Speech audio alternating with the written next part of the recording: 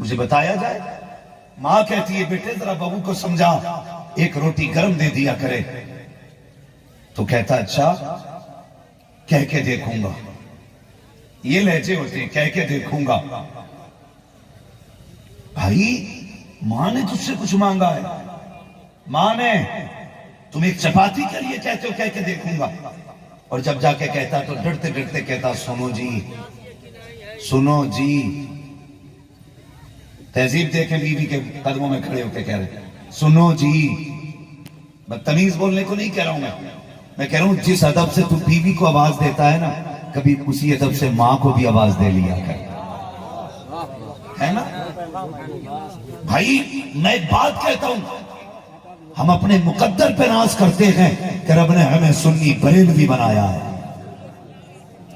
اور بریلی کے امام احمد رضا کہتے ہیں ماں کے پاس جایا کرو تو ایسے جایا کرو جیسے رعایا کا کوئی شخص بادشاہ کی خدمت میں جاتا ہے. بادشاہ کی خدمت میں. آپ اندازہ لگائیے, اگر مجھے اپنے کسی کاغذ پہ ایک سائن کرانا ہے, تحصیلدار کا انگوٹھا لگوانا ہے یا اس کے دستخط ہونے, تو ہم باہر کھڑے ہوتے, اس کا دربان نکل کے پوچھتا کیا بات ہے, ڈرتے ڈرتے کہتے صاحب سے ملنا ہے. کتنے گر کے بات کر رہے ہیں, صاحب سے ملنا ہے. کہا کس لیے, کہا کاغذ ہے, ایک بیسا زمین ہے, اس پہ جھگڑا ہے, اس پہ دستخط ہو جائے تو یہ کاغذ کا یہ زمین میری ہو جائے گی. اور یار تو نے ایک بگلہ زمین کے لیے اس کے دروازے پہ کھڑے ہو کر کے کیسے غلامی کا ثبوت دیا. ہاتھ تو نے جوڑے, گردن تو نے جھکائی, لہجہ تیرا نیچا تھا. جب تو بات کر رہا تھا تب تو نے کہا کہ سائن ہو جاتے تو کام ہو جاتا. اور مجھے پتا تو سکی تیرے ایک بیگھے زمین کے لالچ نے تجھے اتنا جھکا دیا ہے کہ جس کے دھرم کا پتہ نہیں, مذہب کا پتہ نہیں, عقیدے کا پتہ نہیں, اس کے دربار میں بنا اجازت نہیں جاتا.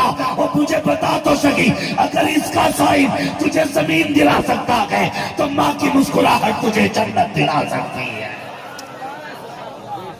کیوں اجازت نہیں لیتا ماں سے, کیوں اجازت نہیں لیتا؟ خیال کیا کرو, عزت کیا کرو ماں کی.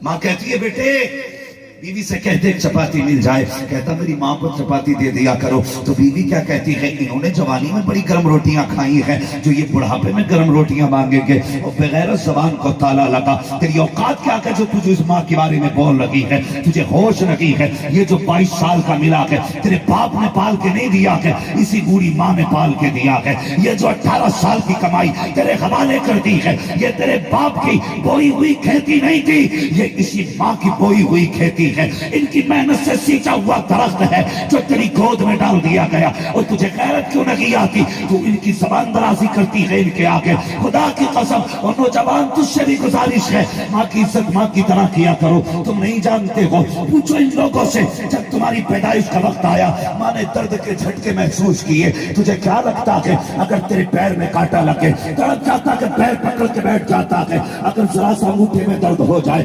ڈاکٹر کے پاس جاتا ہے, پیٹ درد کرے تو الٹرا ساؤنڈ کرا کر کے اپنے پیٹ کی بیماریاں ڈھونڈتا ہے. لیکن کچھ اس وقت تیری پیدائش کا وقت تھا, جو جھٹکے تیری پیدائش میں اس نے محسوس کیے تھے. بتا تو سکی کیا ویسا بھی کوئی درد دنیا میں ہوتا ہے؟ نہیں, خدا کی قسم اس جیسا درد نہیں ہوتا ہے. لیکن جانتے ہو جیسے درد پہ درد کے جھٹکے محسوس ہوئے, ماں کو لے کر ڈاکٹر کے پاس گئے. ڈاکٹر نے کہا خاتون یا تو یہ مریض بچ سکتا ہے یا یہ بچہ بچ سکتا ہے, بتاؤ کس کو بچانا ہے. جب یہ بات ماں کے سامنے آئی ہے, کہا کیا کہنا چاہتے ہو؟ کہا اس کی پیدائش بنا آپریشن کے نہیں ہو سکتی ہے, نارمل ڈلیوری نہیں ہوگی. کہا کیا کرنا پڑے گا؟ کہا پیٹ کاٹنا پڑے گا. اب سوچنا ذرا ماں کے قربانیوں کو یاد کر پیارے.